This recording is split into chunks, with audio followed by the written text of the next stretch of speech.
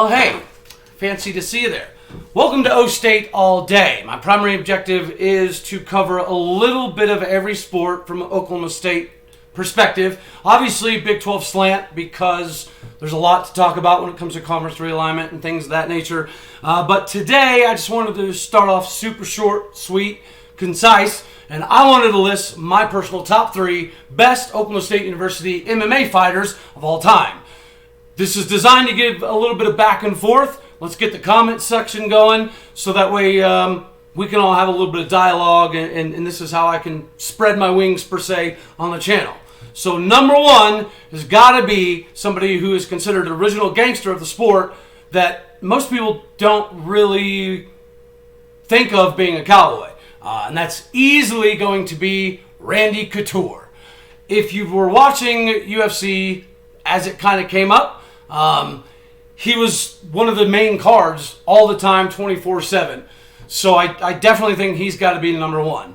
Number 2 for me, it's got to be Daniel Cormier, right?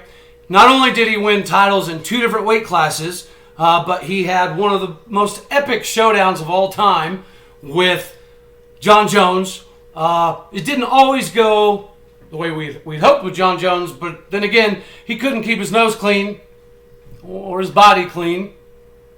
Yeah, so anyways, it's hard to reward somebody who couldn't do it the right way when DC obviously did. He's still in the game, does a lot of commentating. Watching him and Joe Rogan, it's fun to watch, right?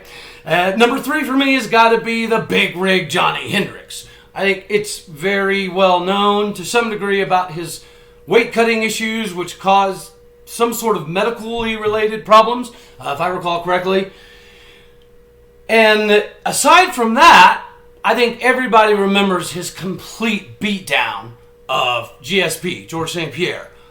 He got robbed in that one, probably due to name, which is something that we can all relate to, because being an Oklahoma State University fan, it's not always the greatest. I think a perfect example right now at this very moment, which we're going to talk about in my next video, is the Heisman race.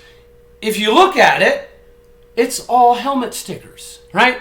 The statistical side of it has not even become part of the equation yet. And you know this because I think it was Fox Sports put out the Heisman stuff with all the stats. Well, they quickly removed it and took all the stats off of it because I think they even know how ridiculous it is to not have Spencer Sanders in the conversation. Is he going to win it? Who knows? Probably not, right? Because he's at Oklahoma State University.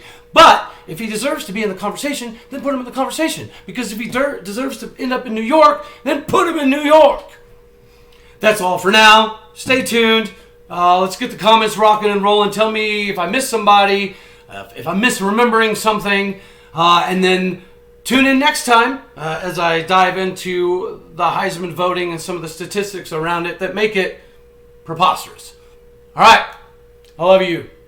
Goodbye.